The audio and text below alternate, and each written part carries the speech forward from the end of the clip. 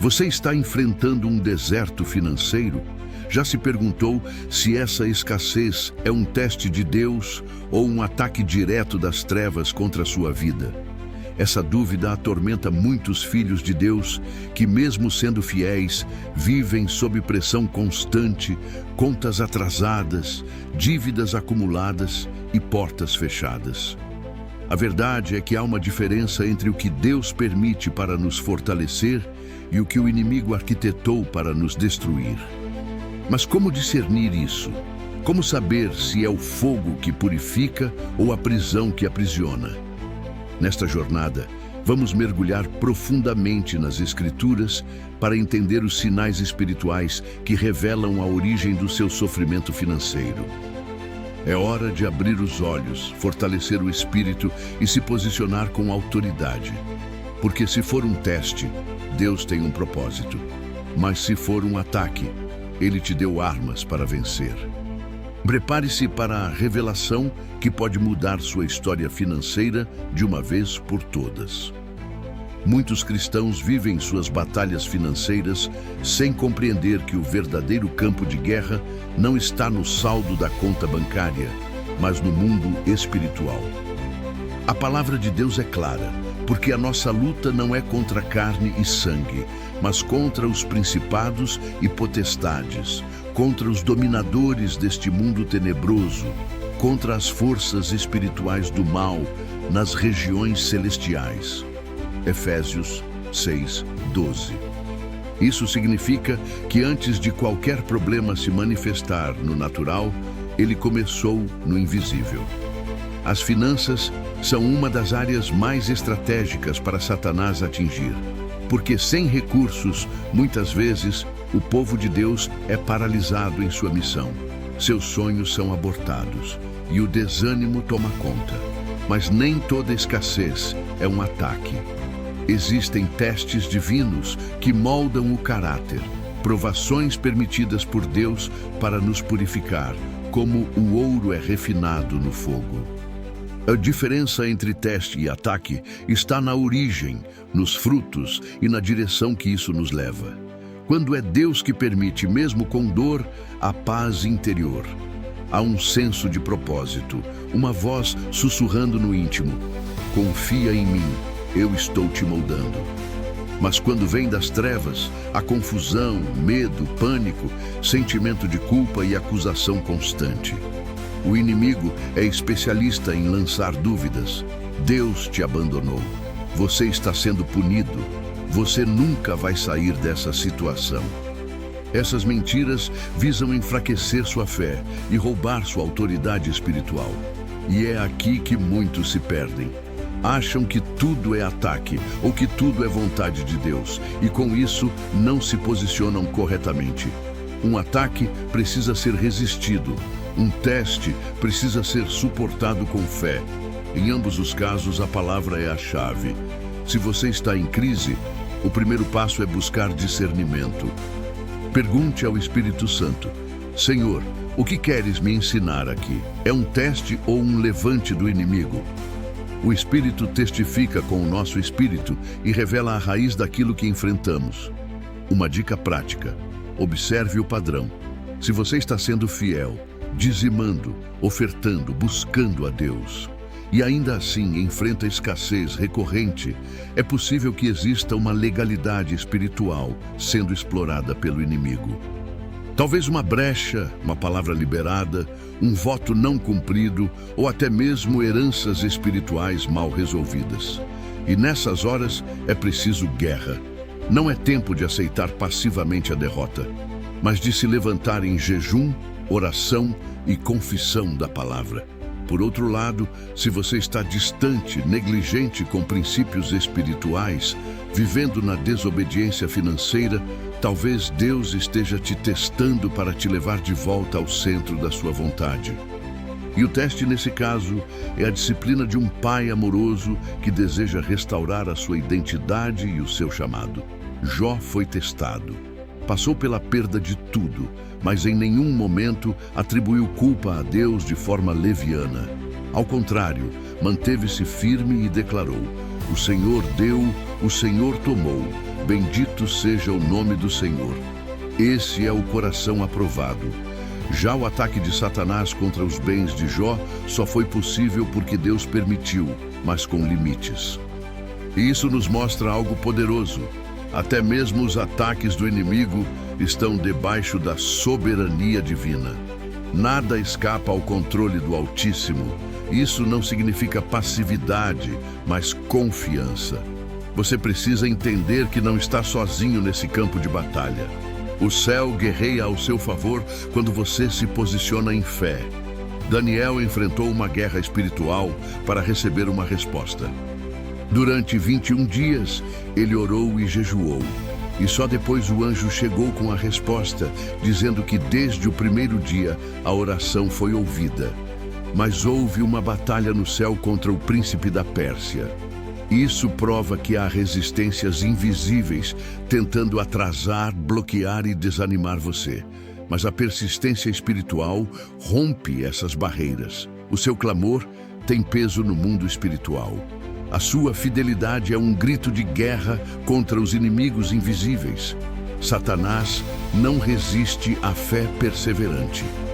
E quando você se recusa a parar, mesmo sem ver resultados, o inferno treme. Porque a sua fé não está em circunstâncias, mas na promessa. Então, se você está debaixo de ataque, resista firme na fé. Declare a palavra, invoque o sangue de Jesus sobre suas finanças, quebre pactos conscientes ou inconscientes com a escassez, rejeite toda maldição hereditária e se alinhe com os princípios do reino. Mas, se estiver sendo testado, abrace o processo, permaneça firme. Lembre-se que todo teste tem prazo de validade. O deserto não é o destino, é o caminho. E se você for aprovado, Deus te confiará mais. A chave é discernimento, porque a arma do inimigo é a confusão, mas a sua arma é a verdade da palavra. Conhecereis a verdade, e a verdade vos libertará. Não aceite viver aprisionado por dúvidas. Se posicione. O céu está atento à sua reação diante da crise. O que você faz quando nada acontece? Quando as portas não se abrem? É nessa hora que os verdadeiros guerreiros espirituais são forjados. Se a sua guerra é espiritual, suas armas também devem ser. O apóstolo Paulo escreveu em 2 Coríntios 10:4 que as armas da nossa milícia não são carnais, e sim poderosas em Deus para destruir fortalezas. Fortalezas são construções mentais, padrões demoníacos que aprisionam pessoas em ciclos de escassez, medo, dúvida e fracasso. Por isso, o primeiro passo para vencer a batalha financeira é armar-se espiritualmente. A oração é sua primeira linha de defesa e ataque. Mas não qualquer oração, e sim oração com propósito, com entendimento e com fé. Muitos oram por prosperidade, mas sem quebrar maldições, sem renunciar a alianças com a pobreza e sem reivindicar as promessas bíblicas. A Bíblia está repleta de promessas sobre provisão, abundância e riqueza com propósito, mas elas precisam ser ativadas por fé e obediência. A segunda arma é o jejum. Quando você jejua, enfraquece a carne e fortalece o espírito. O jejum quebra resistências espirituais e traz clareza para discernir se você está sendo testado ou atacado. É no jejum que sua sensibilidade espiritual aumenta e o Espírito Santo começa a revelar brechas ocultas, comportamentos tóxicos e raízes espirituais que estavam impedindo sua colheita. A terceira arma é a palavra declarada. Jesus, no deserto, venceu Satanás dizendo: está escrito. Ele não debateu, não argumentou, apenas usou a espada do Espírito. A palavra de Deus na sua boca tem o mesmo poder que teve na boca de Jesus, desde que falada com fé e alinhamento. Comece a declarar versículos sobre provisão, bênção, abundância, livramento e restauração. Transforme sua casa em um campo de proclamação profética. A quarta arma é a adoração em meio ao caos. Satanás odeia quando você adora a Deus em meio à escassez, porque isso revela maturidade e confiança. Adorar quando tudo vai bem é fácil, mas adorar quando o armário está vazio, quando o aluguel venceu, quando a fatura venceu e não há saída visível, isso é guerra espiritual no mais alto nível. A adoração abre céus. Paulo e Silas estavam presos, injustamente, açoitados, com os pés no tronco, mas por volta da meia-noite começaram a louvar. E houve um terremoto, as prisões se abriram. Isso não foi coincidência. Foi resposta à adoração que nasceu no meio da dor. A quinta arma é a fidelidade. Dizimar e ofertar quando se tem pouco é uma declaração de fé que ecoa no mundo espiritual. Deus não precisa do nosso dinheiro, mas Ele exige obediência porque a obediência revela quem é o nosso verdadeiro Senhor. Quando você escolhe ser fiel mesmo na escassez, você está dizendo ao reino das trevas: minha aliança não é com o dinheiro, é com Deus. Isso destrói o domínio de Mamon sobre suas finanças. A sexta arma é a renúncia. Muitos querem prosperar, mas não querem abrir mão de hábitos destrutivos, gastos impulsivos, consumo desenfreado, comparações sociais, vaidade, inveja. Essas são portas que alimentam o espírito da pobreza. Renunciar é cortar na carne, é dizer não a um estilo de vida que te afasta da vontade de Deus. É optar pela simplicidade, pela sabedoria e pelo contentamento enquanto a abundância não chega. A sétima arma é a aliança verbal. Palavras têm poder. Muitos vivem sob maldição financeira porque liberam palavras contrárias à prosperidade. Dizem: sou pobre mesmo, dinheiro não é para mim, quem enriquece é só quem rouba. E essas declarações se tornam pactos no mundo espiritual. Alinhe sua boca com o céu. Comece a declarar: sou filho do rei, meu pai é dono do ouro e da prata. Eu não nasci para viver em escassez, mas para refletir a glória de Deus também nas finanças. Isso não é coaching, não é autoajuda. É guerra espiritual baseada em princípios bíblicos. A oitava arma é a vigilância. O inimigo está à espreita, buscando brechas. A vigilância é permanecer atento, sensível à direção do Espírito. Às vezes, a resposta financeira está em uma instrução que você ainda não obedeceu. Pode ser um curso que Deus mandou fazer, um projeto a iniciar, uma semente a plantar. A vigilância te mantém alinhado com o céu. A nona arma é o serviço. Quando você serve a outros com o pouco que tem, você ativa o princípio do favor. A viúva de Sarepta serviu o profeta com seu último alimento, e isso trouxe multiplicação. O pouco nas mãos de Deus, quando usado com fé e generosidade, se torna muito. A décima arma é o arrependimento. Muitos fracassos financeiros têm raiz em escolhas erradas, ganância, orgulho ou desobediência. Arrependimento sincero quebra o ciclo. Deus não rejeita um coração quebrantado. Quando você reconhece seus erros, confessa, muda de direção e clama por restauração, o céu se move ao seu favor. O arrependimento é a chave que fecha as brechas e abre novas portas. Essas armas espirituais não são fórmulas mágicas. Elas exigem perseverança, fé e consistência. Não adianta usar uma vez e desistir. Guerra espiritual é processo, é resistência, é insistência. Mas a vitória é certa para os que não desistem. Quando você se arma com essas ferramentas e as usa com sabedoria, o inimigo perde o controle, porque o diabo só domina onde há ignorância. Mas agora você sabe. E quem sabe, guerreia com inteligência. Discernir se você está sendo testado ou atacado exige sensibilidade espiritual. Mas Deus nunca deixa seus filhos no escuro. Existem sinais espirituais que, quando observados com atenção, revelam a verdadeira origem da crise financeira. O primeiro sinal é a atmosfera espiritual da sua casa. Quando o problema vem como um teste de Deus, mesmo em meio à dificuldade, existe paz, confiança e uma sensação de que tudo tem um propósito maior. Mas quando é um ataque, o ambiente é pesado, há opressão, brigas constantes, cansaço extremo, desânimo sem causa aparente e até pesadelos. O inimigo se manifesta no ambiente quando encontra legalidade. O segundo sinal é a repetição de ciclos. Ataques espirituais frequentemente se revelam por padrões que se repetem. Todo mês falta dinheiro, toda tentativa de negócio falha, oportunidades surgem e somem, dívidas inesperadas aparecem, imprevistos sugam suas reservas. Isso indica que há uma fortaleza espiritual operando para bloquear o fluxo da provisão. Testes não são cíclicos. Eles têm início, meio e fim. Ataques são insistentes, circulares, sufocantes. O terceiro sinal é a estagnação total, mesmo diante de esforço e oração.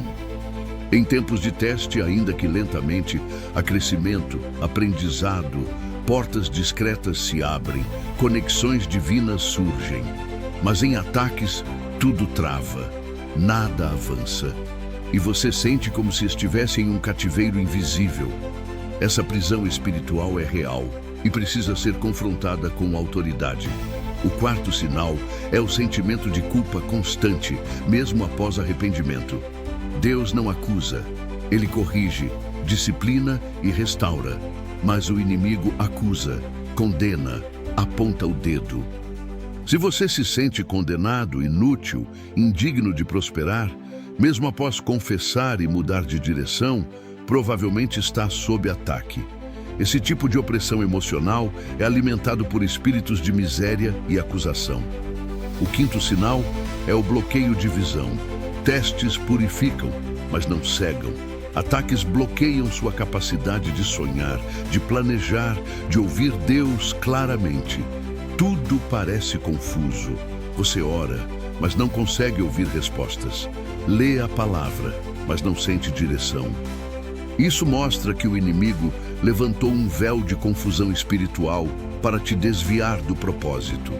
O sexto sinal é a quebra de alianças. Em tempos de ataque, o diabo tenta isolar você. Pessoas que antes te apoiavam se afastam sem explicação. Parcerias se rompem. Até na igreja você se sente deslocado. Essa solidão é uma tática infernal para te enfraquecer emocionalmente e te fazer desistir. Testes também envolvem solidão às vezes, mas nunca abandono espiritual. No teste, Deus silencia, mas está presente. No ataque, o inimigo grita para te confundir. O sétimo sinal é o surgimento de pensamentos suicidas, desesperança profunda, vontade de sumir. Esses sentimentos não vêm de Deus. São setas espirituais lançadas pelo inimigo para destruir sua fé. Quando esses pensamentos surgem com força, é sinal de que há uma batalha intensa ao seu redor e que você precisa se levantar espiritualmente com urgência. O oitavo sinal é o enfraquecimento da sua fé, mesmo com muito esforço para se manter firme. Quando é um teste, o Espírito Santo te sustenta, mas quando é ataque, o cansaço parece espiritual. Você ora e sente que as palavras não passam do teto. É uma exaustão que não é física, é da alma. E isso é uma arma do inimigo para fazer você parar de crer. O nono sinal é o fechamento simultâneo de várias portas sem explicação lógica. Em pouco tempo, oportunidades desaparecem, propostas são canceladas, fontes de renda secam, tudo ao mesmo tempo. Isso é um levante espiritual. Quando é um teste, Deus pode fechar uma porta, mas abre outras discretamente. No ataque, tudo fecha de forma agressiva e repentina. O 10º sinal é a presença de sinais físicos, como doenças súbitas, acidentes, perdas materiais inexplicáveis. Muitos ataques financeiros vêm acompanhados de perdas em outras áreas, como forma de pressão e intimidação. O inferno quer te convencer de que Deus te abandonou. Mas é justamente nesse momento que você precisa resistir, pois está muito perto de uma grande libertação. Esses sinais não são para gerar medo, mas para despertar seu espírito. Deus revela para curar. Quando você entende o que está enfrentando, pode se posicionar corretamente. Se for um teste, abrace com humildade, peça sabedoria, aprenda, seja fiel e avance. Se for ataque, reaja com autoridade, entre em jejum, declare a palavra, clame o sangue de Jesus, feche as brechas e peça reforço em oração. O inimigo só permanece onde encontra ignorância ou passividade. Mas agora, você tem luz. E quem tem luz não vive mais como escravo do medo. A crise financeira não é o fim da sua história. Ela é o cenário onde Deus vai provar ao mundo que Ele é o seu provedor e que sua fidelidade gera colheita, mesmo em tempos de guerra. Todo o processo de guerra espiritual financeira tem como objetivo final não apenas a libertação das amarras do inimigo, mas a restauração completa da identidade e da herança do Filho de Deus. Restauração não significa apenas ter dinheiro novamente, mas recuperar o sentido, a visão, o propósito e a dignidade que a crise tentou roubar. Quando Deus restaura, Ele não devolve apenas o que foi perdido, Ele multiplica. Jó recebeu em dobro tudo o que o inimigo tentou destruir. Isso nos mostra que os desertos, quando atravessados com fé, terminam em abundância. Mas é preciso entender que a restauração segue um processo. O primeiro passo é a cura interior. Muitas vezes a pobreza não é apenas uma condição externa, mas uma mentalidade que foi plantada ao longo de anos. Palavras de derrota, traumas financeiros, dívidas antigas, humilhações, comparações familiares e até experiências de infância criam feridas que moldam a forma como lidamos com o dinheiro. Se você não deixar o Espírito Santo curar essas marcas, poderá receber recursos novamente, mas os perderá do mesmo jeito, porque o coração ainda está ferido. A cura interior liberta você de pensamentos de escassez, medo e inferioridade. O segundo passo é a restituição espiritual. O inimigo não apenas ataca, ele rouba. Mas a palavra diz em Provérbios 6:31 que, se o ladrão for pego, terá de devolver 7 vezes mais, mesmo que isso lhe custe todos os bens de sua casa. Isso significa que você tem direito espiritual à restituição. E para isso é necessário oração de guerra, clamor, confissão e decretos espirituais. Quando você se levanta em autoridade, exigindo a devolução daquilo que foi roubado, o mundo espiritual se move. O terceiro passo é o realinhamento com princípios do reino. Deus não restaura apenas para encher bolsos, mas para reposicionar você no propósito. Prosperidade bíblica não é acúmulo egoísta, é viver em abundância para cumprir a missão, ajudar outros e refletir a glória de Deus. O realinhamento exige obediência radical, colocar Deus em primeiro lugar nos dízimos, nas ofertas, nas primícias e nas decisões. É viver não mais de acordo com a lógica humana, mas segundo os princípios do reino. O quarto passo é a ativação de novas estratégias. A restauração financeira quase sempre vem acompanhada de novas ideias, novos projetos, conexões inesperadas. Deus não apenas abre portas, Ele ensina a andar por caminhos que você nunca imaginou. Muitas vezes, o problema não é falta de oportunidade, mas falta de visão para enxergar o que já está diante de você. O Espírito Santo é o melhor mentor financeiro, porque ele sabe onde estão os recursos, as pessoas e as oportunidades que você precisa. O quinto passo é o reposicionamento de autoridade.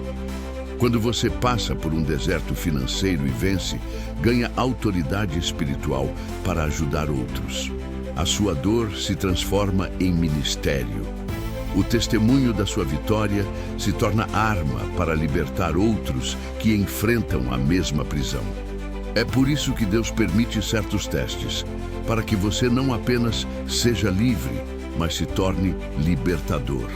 O sexto passo é a consolidação da fé. Muitos recebem bênçãos e depois se afastam de Deus. Mas a verdadeira vitória é permanecer fiel, mesmo depois da abundância. A prosperidade é um teste ainda maior do que a escassez, porque exige maturidade para não transformar a bênção em ídolo. Consolidação da fé significa viver cada conquista como oportunidade de honrar a Deus ainda mais, reconhecer que tudo vem dele e que nada deve ocupar o lugar que só pertence ao Senhor. O sétimo passo é o rompimento geracional. Quando você vence espiritualmente, não vence só por si mesmo, mas por toda a sua linhagem. Maldições hereditárias são quebradas, ciclos de escassez são destruídos e uma nova herança é estabelecida para filhos e netos. A restauração de Deus é completa, abrangente e duradoura. O oitavo passo é a celebração profética. Quando Deus abre as portas, não se esqueça de celebrar. A gratidão é a linguagem dos céus. A cada vitória, declare publicamente que foi o Senhor quem fez. Isso fecha as brechas para o orgulho e abre espaço para mais milagres. O nono passo é a vigilância contínua. A vitória não é o fim da guerra.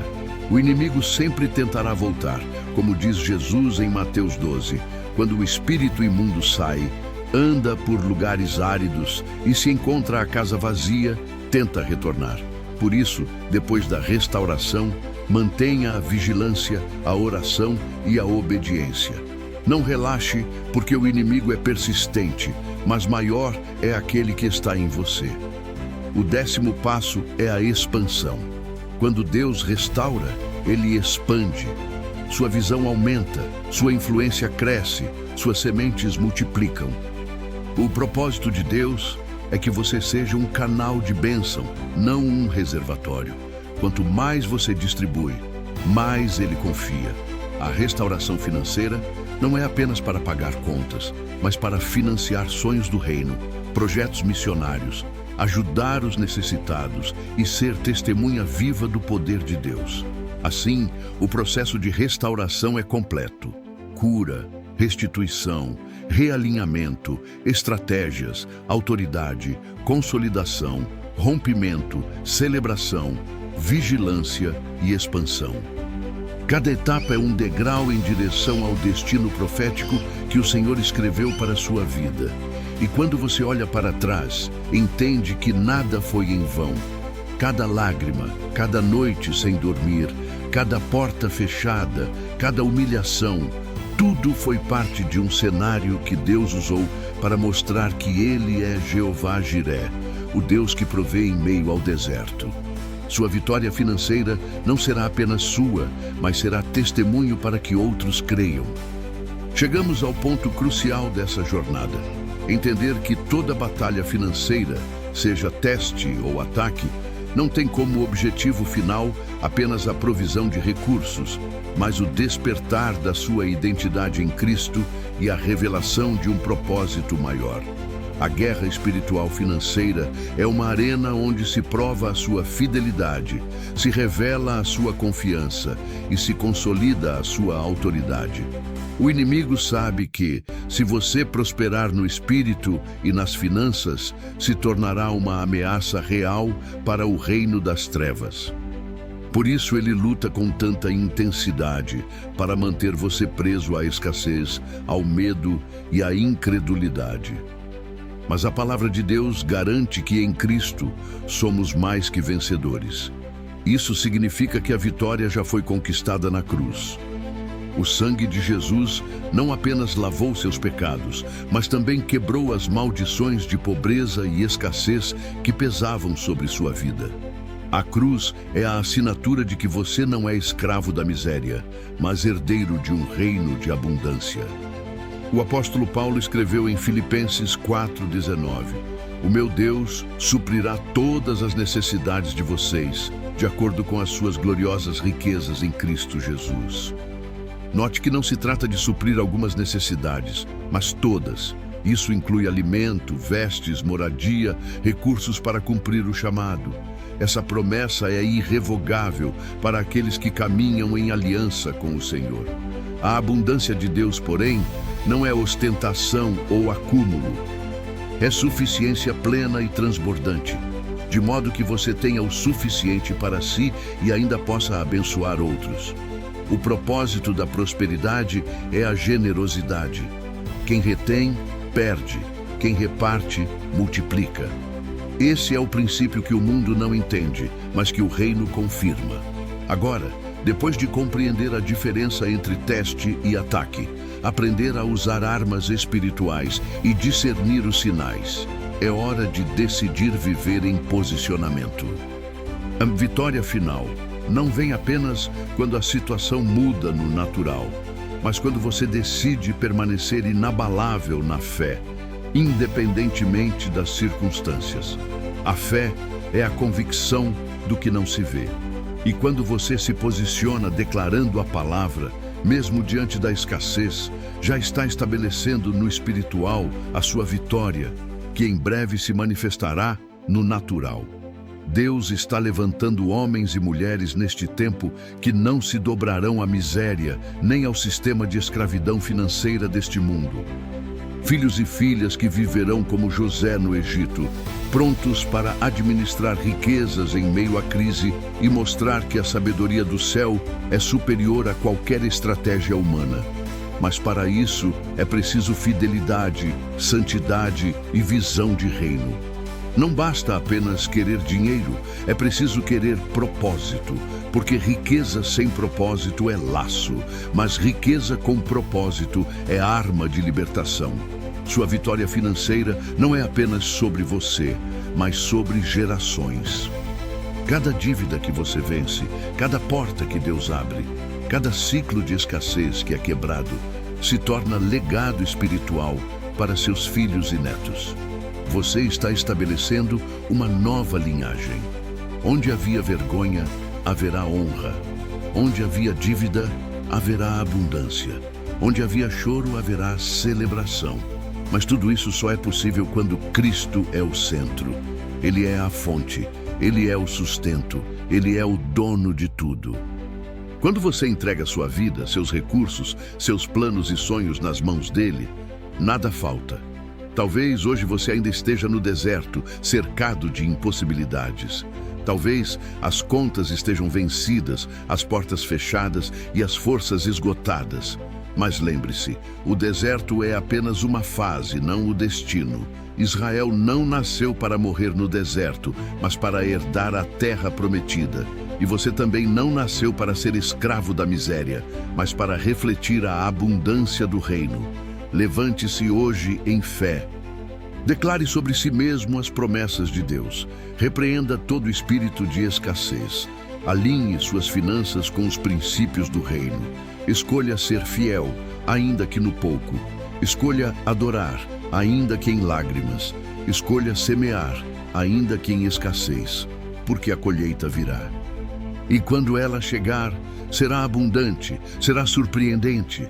Será testemunho vivo de que o Deus a quem você serve é o mesmo que abriu o mar, que multiplicou pães e peixes, que sustentou Elias no ribeiro, que restaurou Jó e que jamais deixou seus filhos envergonhados. O chamado de Deus para você hoje é para viver acima da mediocridade, acima do medo, acima da miséria. É viver como embaixador do reino na terra, representando o Rei dos Reis em cada área da sua vida, inclusive nas finanças. Não aceite menos do que isso. Não aceite viver como escravo quando o preço já foi pago para que você seja herdeiro. Levante-se em autoridade, tome posse da sua herança, entre no território que Deus já entregou em suas mãos. A guerra espiritual financeira não termina aqui, porque a batalha é contínua, mas a vitória já está decretada.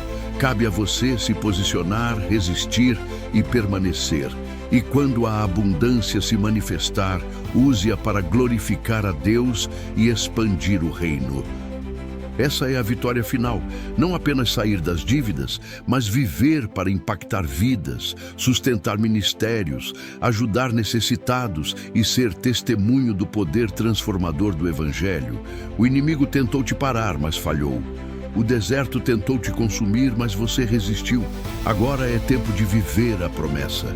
É tempo de entrar na terra da abundância. É tempo de declarar diante do mundo: o Senhor é o meu pastor, nada me faltará.